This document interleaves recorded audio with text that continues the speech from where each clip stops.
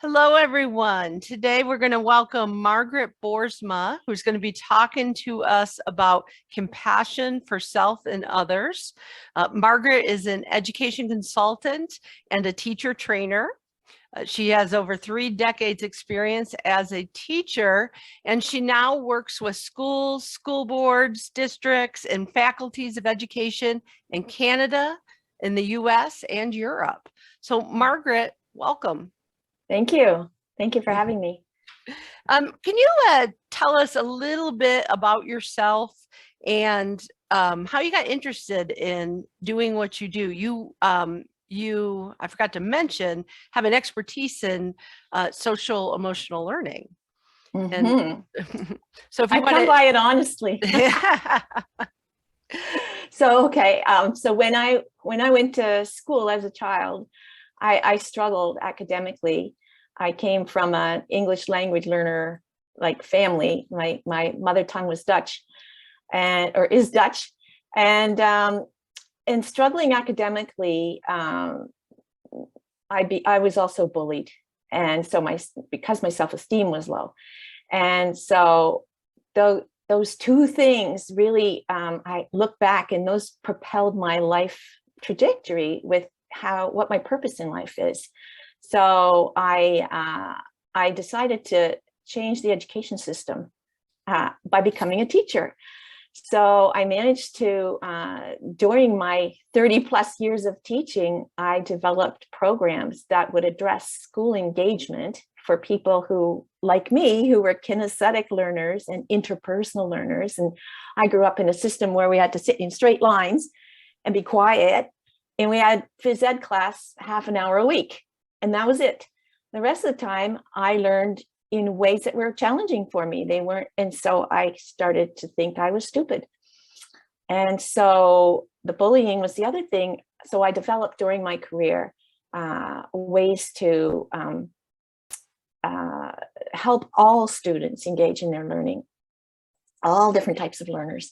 And also I really spent a whole bunch of decades doing personal work to get over those bullying issues, but I also established a program, multiple programs, and consulting for anti-bullying, really, and that's what I do now, and it's becoming a thing in the world, and especially it's been during the pandemic. It's made it really obvious and clear that we all need work in what they are now calling not anti-bullying, but social emotional learning. So my topic about compassion for self and others comes out of that bigger topic, which is social emotional learning. And it's finding its way into the curriculum in schools here, but no one knows how to teach it. Yeah. And I didn't mention you're from Toronto. So, but you work globally or with yes, especially, I don't have to go anywhere on Zoom. So, but just before the pandemic, I got to go to Holland, which is where my parents immigrated from, and Dutch is my mother tongue. So I got to do teacher workshops there and demonstration lessons with a couple of different classes. And so I'm getting around. I did a presentation in New Zealand just before the pandemic as well. So, and I can't wait to travel again. I think we can all agree with that. Yeah. So what's the first thing you would like our participants here today to know or understand about compassion for self and others? I think if we're going to support each other in the world, and we all need to support each other, we need to have compassion for ourselves. Because out of that comes empathy for others. And out of that comes a sense of happiness that we can, and out of that comes the want and the desire to be of help in the world, and to find your place where you can shine your light. So it starts with having compassion for ourselves and others. Very good. Our summit theme is Connective Care. And so this fits really well with what we're all talking about, or what we're really hoping people will get out of this conference. because we chose that theme because we really believe that connection is core to building resilience for helping professionals. We have an audience today of educators, social workers, all, child welfare workers, the whole gamut of helping professionals. What are your thoughts about this, the concept of connective care? And is there anything you'd like to share about connective care and social emotional learning or compassion for self and others? Yeah, I think Connective Care is a brilliant title for this summit. I think we need to start there. We need to learn how to really build that empathy muscle. Mm-hmm. And for others, but also for ourselves. So if you like, I can share a couple of tips or strategies that I use that help to build empathy in others and with ourselves. Would you like me to share some of that? I would love that, and I think our participants would really enjoy that. All right. So I'll give you an example of how I deal with children, and then how we can apply the same strategies with ourselves as adults and with others as adults. Okay. So imagine, and this has really happened too, more than once. An 8-year-old boy comes up to me as a teacher on duty on the playground, and is complaining that the kids won't let him play soccer.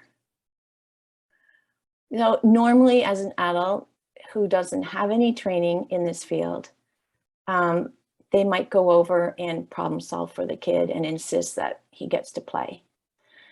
And what kids are always learning, as are adults. So what the kid is learning there is, I need someone to rescue me. And what we want the kid to learn is, you can solve this problem yourself. But there's two things going on there. The emotional temperature of the kid is heightened, and therefore they're not able to think clearly about how to solve the problem. So the emotional temperature is high, and there's a problem. And if we don't get that there's two problems there, and which one to help them solve first, then it's not going to work. And the same thing happens with adults. Mm-hmm. So what I would say to that child, I would have to calm them down first. And there's two things you can do to calm them down. This is a simplified strategy. One is paraphrase what they're saying. So it sounds like you really want to play soccer with those boys over there, but they're not letting you in, and you're feeling upset and lonely. So I paraphrased and I identified the feeling, and then I check in. Is that right? And so they can confirm if because you want them to, maybe they'll say, yes, and I'm also feeling really angry. And then you have to paraphrase again and identify that feeling again. And as you do that, you watch the emotional temperature come down. And it's only when they're calm, and when you're calm, that you're able to start problem solving. And it's not you that has to problem solve as an adult. It's the child that has to problem solve. So you say, so what do you think you could do about that? Oh, I don't know. Well, there wasn't very much time between the time I asked you that and the time you said, I don't know. So what if we just think for a minute? So you really have to encourage people to think. Even adults will say a flippant, I don't know, and run the other way, right? And so you have to encourage that. And with kids, I might even say, you have the answers inside you. So I'm empowering the kid to come up with their own solutions.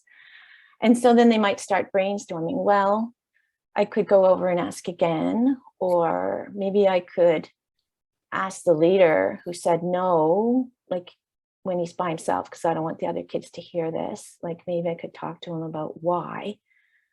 Okay. And then which one do you think you'd like to start with? Which idea do you think is the best one to start with? Well, maybe I should talk to the kid. I don't know what they're going to say, but you have to go along with that. And then you say, do you need some support with that? So, that kid might want you to walk over there with them and have that conversation with that other one-on-one kid, and you standing there. And that's put the power in their court. And what you're teaching them is that they can do this. They can do this themselves. And then you have to teach them a strategy on how to calm themselves down. deep breathing. Well, there's lots of strategies, right? And we mostly know what they are. I think this audience probably knows, but I think that's critical, because teachers are complaining constantly about people coming in after recess, and they're all upset and they're crying, and you can't get on with your lesson. You have to deal with that first. Mm-hmm. But if you rescue them and you impose your own strategies, they're going to do the same thing year in, year out, because they're not learning anything except that they need to be rescued. They don't know their own answers, and they can't take care of these people in their lives themselves. So the same thing goes for adults. So can I ask, I want to comment on that before we move to adults, because I think, first of all, it's a very simple strategy, but important, that reflective listening, that reflective response, and then an invitation to problem solve. It's a very proven formula too. I think for those of us kind of listening, one of the things that kind of came up in my mind, and I just had this conversation with someone the other day, is that most adults in the helping profession, including teachers, we're natural problem solvers. So what that requires is not just reflective listening and that invitation to problem solve, but it begins with that squelching, if you will, our natural instinct to want to problem solve. Do you have any advice for that?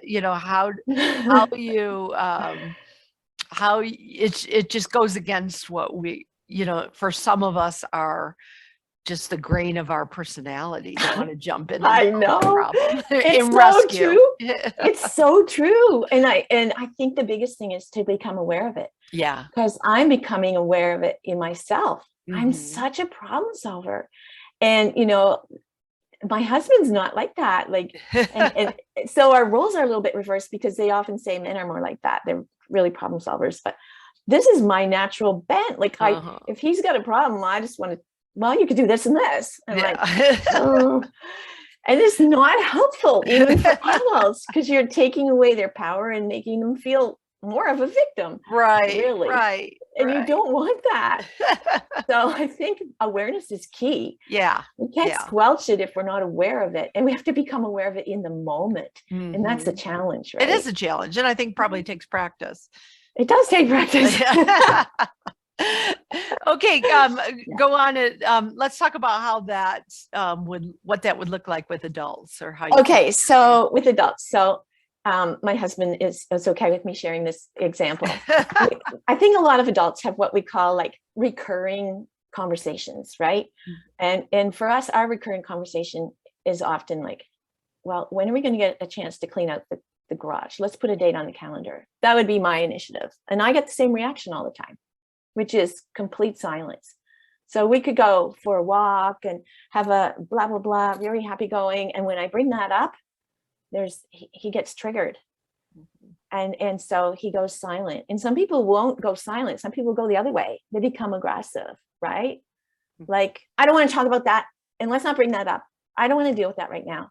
And it's assertive. It's really maybe not quite aggressive, but sometimes it can be quite aggressive as well. And it shuts everything down. There's a rift between people now. And so first of all, if you recognize it's a recurring conversation, you might want to just decide not to have it because it's going to follow this pattern. And you're going to end up not talking. So if that's what you want, know that in the beginning. But so it's the same kind of thing. You have to paraphrase. I have to paraphrase what he said. So you really don't want to talk about this, and it annoys you when I bring it up. That would be paraphrase and explaining the feeling, right? Mm-hmm. And then I might have to do that several rounds. And then once we're both calm again, actually, there's a space created. Once the other person's calm, there's a space, a kind of a silence, but an openness where you can say your part. So that's cool. Once you bring somebody down by paraphrasing and restating their feelings, checking in with them that way, then there's a space so you can say what you have to say. But I think the problem solving is the same. How would you like to tackle this? Mm-hmm. because I feel really annoyed that it isn't getting handled. And maybe we could do it together. That's offering support, but not taking over. Anyways, that's an example of an adult. I think examples are the best way to go, because otherwise it's hard to understand the concept. And maybe a lot of us understand this concept already, and this is a nice little review. Yeah. I mean, I like I said, I think that's a tried and true approach. It's just a matter of remembering to be able to implement that in situations. I appreciate that you used a personal example, because I think sometimes those are the hardest things. Those are the times when we're most triggered. And so they're the hardest times to be able to initiate some of these techniques. But really that idea of reflecting, and you talk about paraphrasing, but when you're getting silence, then you do have to rely on that reflecting, or that sort of attunement to what the emotion is that you can reflect. And you have to bring in your own knowledge of that person too. Right. And feel the energy they're giving off, because there's more than just words to communicate. Right.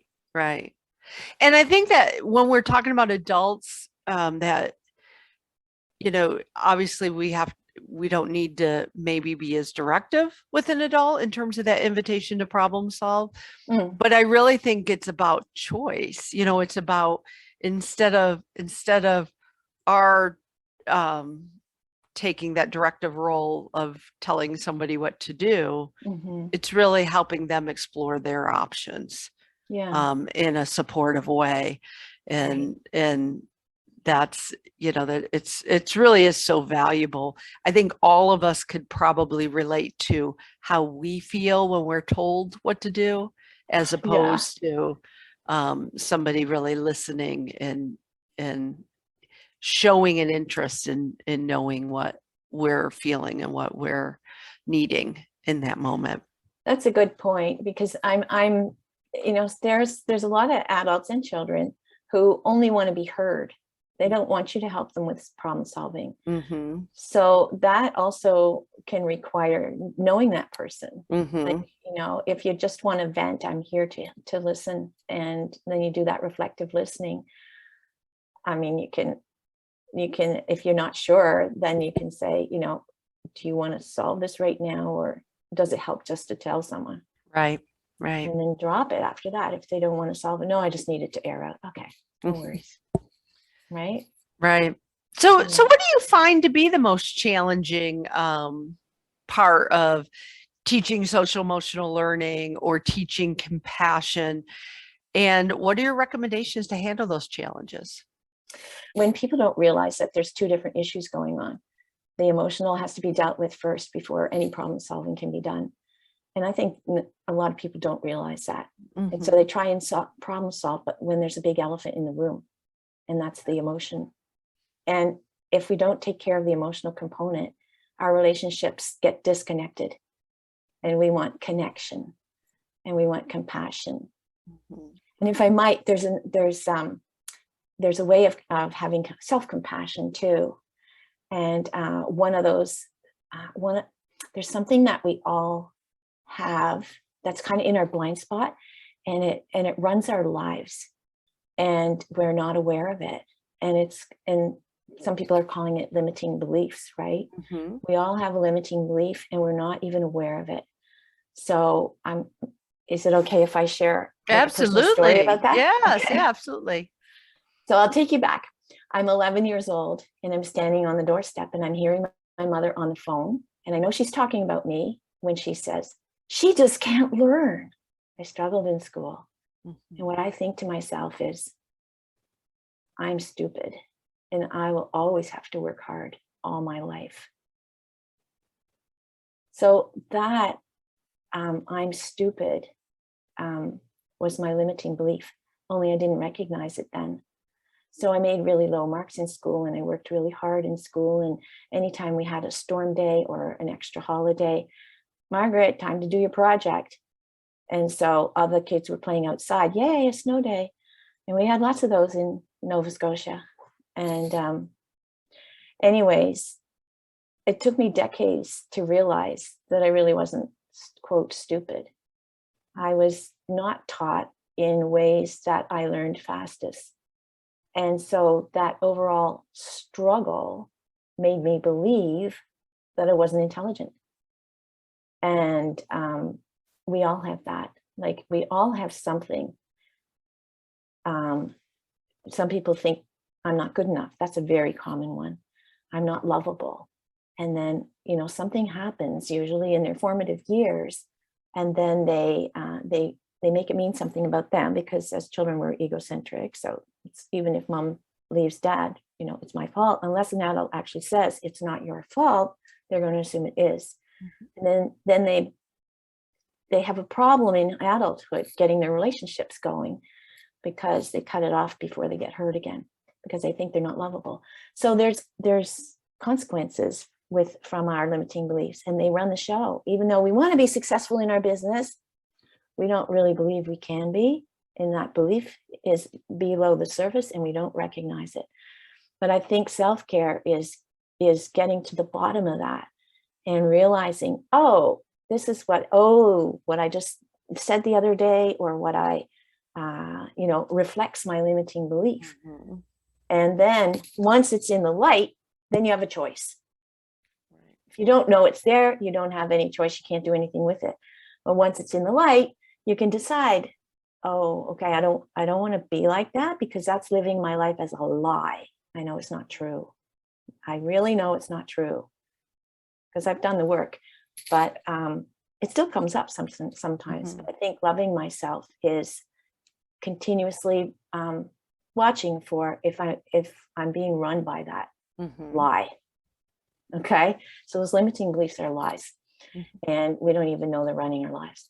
But I think just doing the work is self-compassion, mm-hmm. and then you can be that light that you're meant to be in the world, because we're all meant to make a difference in the world, right? And we can't do it if we're run by a lie. Does that make sense?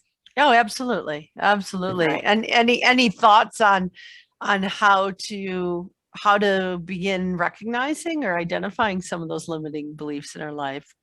I have an idea. So I think, and this is a scary thing maybe to do, but I would choose about 4 or 5 people in your life that would give you some honest feedback and interview them. Mm-hmm. You know, like, I really care about what you think, and I'm trying to learn about myself. And I was wondering if you'd give me some really honest feedback if I asked you some questions. Mm-hmm. And then being self-reflective, like journaling is helpful for that, right? Yes. Just, you know, if you don't feel good about a situation or an encounter that you had with someone, think on that. Mm-hmm. Like, what was it that made it go off the rails? And is there something that I'm believing about myself that, you know? Very true.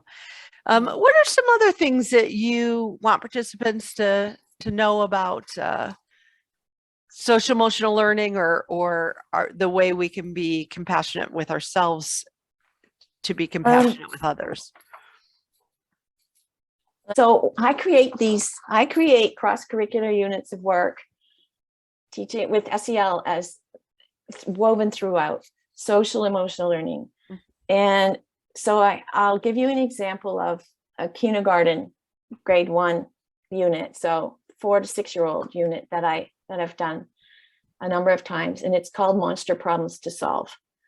And I mean, as adults, we all have monster problems to solve too. So I thought, oh, that's an okay title. And I was motivated by the fairy tale, the 3 Billy Goats Gruff. I don't know if everybody's mm-hmm. familiar with that, but and then I created this unit. And so I come into school multiple days. I'll just tell you how it's happened in the past, but then I'll tell you the 3 little steps that do the empathy building. Mm-hmm. Just put it in context first. It's the playground, you know, and so we have all kinds of things at the playground. We talk about what they are, and we actually dance across this magic bridge that gets us to the playground. And this magic bridge is just a bunch of pylons on the floor. Mm-hmm. But I have this different types of music, and I said that the bridge is magic, and it'll show you how to move, but you won't be able to just walk across it.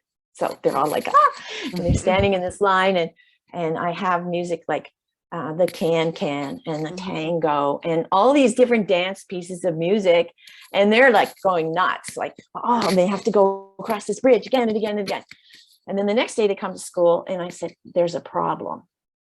So they're the characters in the story. They're the children in the story. So we've got the elements of a story here. We've got the setting and the characters. And I drew a big map. Okay, we're over here. That's our playground. Here's the magic bridge. Here's where we live.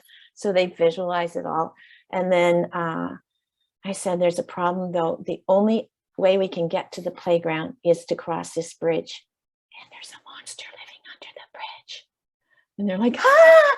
And so I said, what are we going to do? And listen to their answer. Most of the time it's, kill them, beat them up. 5-year-olds. And that's what we do as adults. Look at all the wars we still have in the world. You know, this is about peace. This is about world peace. And so often I try and explore other ways. Like, is there anything you'd want to know about the monster? Like, so we finally pull out, well, I want to know why he's so mean. So I write it down. Why are you so mean? And I said, if we were to ask the monster questions, is there anything else you'd like to ask? And so we finally write down the questions and then we put them in order of priority. Like, this is all stuff that they have to learn in other subjects too. And then I said, well, I actually asked the monster to come. And when he comes, I don't want you to pull on his shirt or be very disrespectful, because he'll just leave and you won't have your questions answered. Oh, he's coming. Yes, I'm going to go get him now. So I go out in the hall, I put an old shirt on, I come back with a different walk and a different talk. And I said, so what do you want to ask me? And so anyways, they get their questions answered and a whole lot others. But in that moment, that interview moment is building empathy. And this is how I do it. I have a backstory that I reveal as they ask me questions. And I made up a backstory for that story. And I just said, you know, I was living down the road a long ways and nobody liked me and nobody wanted to play with me. And they even called me names. So I just left and I found this big space under your bridge and it's perfect for me to live in. But when you walk across it, I get such a headache. Empathy right away. Oh, I'm so sorry. Have you ever had a headache? Yes. Oh, it's hurt. And often they'll start giving me, the monster, advice at that point. But I find a reason to leave. And then I come back as Miss Boersma and I say, what did the monster say? And this is retelling. And it's also a language arts expectation. And they tell me in order, this. And then we get to the solution. So what do you want to do about it? And together we brainstorm what we can do. We get clear on our objectives. The monster doesn't want a headache and we want to get to the playground. And everything they come up with, does it work for the monster? Does it work for us? So a couple of classes have said, let's tiptoe across the bridge. So we line up and we tiptoe to the water fountain to practice. But this one group of 6-year-olds said, I'm going to have them live with me, says one kid. Another kid says, not me, never. So I said, well, you stand over there and you stand over there. Who agrees with this? 20 kids lined up. Yeah, he can live with me. 5 other kids said no. And for 25 minutes, those 6-year-olds persuaded those 5, one at a time, mind you, they didn't go at once, to join them. And finally, we had a win-win solution. And then it was, okay, what do we do now? Well, let's invite them to play with us. And so honestly, this kind of work I do for all ages, yeah, even up to adults. And it is a beautiful way to have children discover their learning without real life consequences. And we come in and out of role all the time to debrief, like, how does this connect to our real lives? Well, I had somebody and it's beautiful and it builds empathy. One of the exercises they do is roll on the wall. And so I draw like a gingerbread figure, and on the outside, before they've interviewed the character, I'll say, what's he like? Oh, he's really mean and he's loud and he's rude. And then after the interview, on the inside, we put other words. What's he really like now that you know him?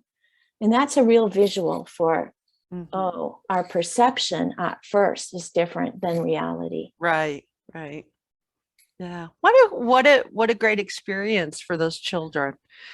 Um, what do you see as being one thing we can all do to improve the helping profession as a whole? Not just, we have a lot of educators in our audience, I'm sure, but just as a whole for all of us working in this world, in this field. I think we should pool our resources. I really do. I started this organization called SEL World Leaders, and it's for anybody who feels strongly about making the world a better place. Mhm. And we have to do that through social and emotional learning. And because a lot of us are, when we're challenged or pushed to the limit, we don't have tools. Right. And we need those tools before something happens. Mhm. And we have lots of people in the helping profession, as well as educators, as well as there's so many people who want the same thing. And we're all spread out and we don't know each other, but we also share the same audiences, like the same listeners, the same people who really want to learn. And I think we need to come together. Yes. Yeah. That's a big part of what we're hoping for with this conference. So I couldn't agree with you more. Before, I'm going to give you a chance to talk a little more about what you do and how people can contact you. But first, I want to ask you, is there what would be one takeaway you would want participants to have from our discussion today? I think the biggest takeaway is to realize that the way you see the world is not necessarily how someone else sees the world, but at any given moment in time, we are all doing the best we can with the understanding and awareness we have in that moment. Mm-hmm. And that brings compassion if we can keep that in mind. Very good. Thank you. Thank you for that. And lastly, I always like to give speakers a chance to let our participants who are interested know how they can get in contact with them, or if there's anything else that you have going on that you want to talk about. And of course, all of this information will be in our exhibit hall, so be sure to visit that. But what's the best way for people to contact you and learn more about what you're doing with schools? You can go to my website, creativeeducationinaction.com, and go to the Connect form and reach out. I offer a free discovery call to see if we're a match to work together. I work with teachers. I work with principals. I can work with anyone in this audience, and I would love to. I can do consulting work. Or you can join a 9-week program. So I have this online program where we build a beautiful community together, and we actually learn real strategies for limiting beliefs, for calming someone down, for moving on with the Make It Right formula. Very practical, proactive, not reactive tools. And I have a mastermind that's come out of that too, because the principals and teachers, and there are other leaders in there that aren't even in education. So it's really for leaders. And I would love to invite your audience to join us in those things. Thank you. Thank you. And Margaret, thank you so much today for sharing some of your tips and tools and techniques with everyone here. We really appreciate you joining us today. Thank you. Thank you for having me.